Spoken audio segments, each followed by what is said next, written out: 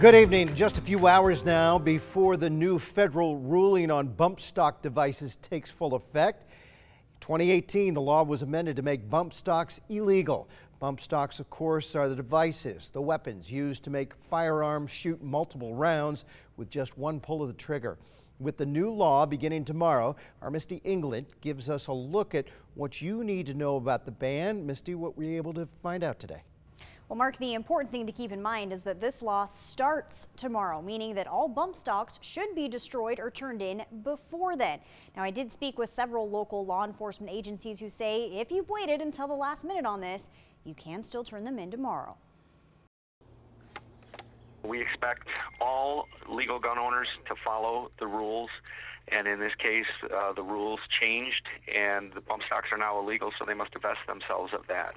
According to the Bureau of Alcohol, Tobacco, Firearms, and Explosives, bump stocks are classified as any add-on devices that make semi-automatic weapons fire like machine guns. The ATF says those who own bump stocks have two options: turn them in or destroy them. Any method of destruction, it must render the device incapable of being readily restored to its intended function. So whatever they do, they've got to do something where they're not able to put it back together. ATF says that can be done by melting it, crushing it, shredding it, or cutting it. If cut, it must be cut in all areas that are critical to its design and operation so that it can't be rebuilt. On its website, the ATF has several graphics like these that have red lines showing exactly where different types of bump stocks need to be cut. If you don't destroy it and opt to turn it in, the best place is at a local ATF field office. There's one in Boise at 251 East Front Street, Suite 204. If there is no ATF office near you, some local law enforcement agencies will take bump stocks in order to ensure they're safely disposed of. KTVB reached out to several local agencies. The ones who got back to us and say they will take bump stocks and pass them on to the ATF to be destroyed are Meridian Police, Boise Police, the Ada County Sheriff's Office, the Canyon County Sheriff's Office, and the Twin Falls County Sheriff.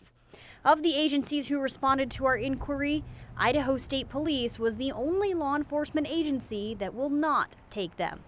But ATF says check with your local law enforcement to be sure they do accept them, because every city, county, and agency is different.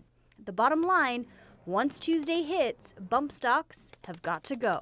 There are just too many variables to really say what could happen, but understand that they're breaking the law if they continue to hold these bump stocks in workable condition.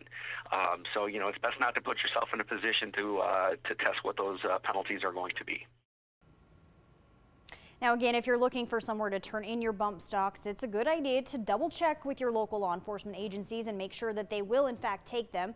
A couple of those agencies that I spoke with also said that it's not a bad idea to give them a heads up if you're planning on taking bump stocks to turn in to one of those agencies. That way you're not suspiciously walking into a police station or a courthouse or a government building with a type of weapon. And a list of those law enforcement agencies that we spoke with, as well as more details from the ATF, are included with this story at ktvb.com. Mark?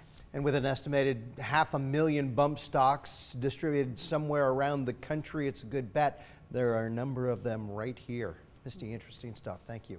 This federal ban, by the way, was put into place after a gunman used a bump stock to open fire on the Las Vegas Strip back in 2017, killing 58 people.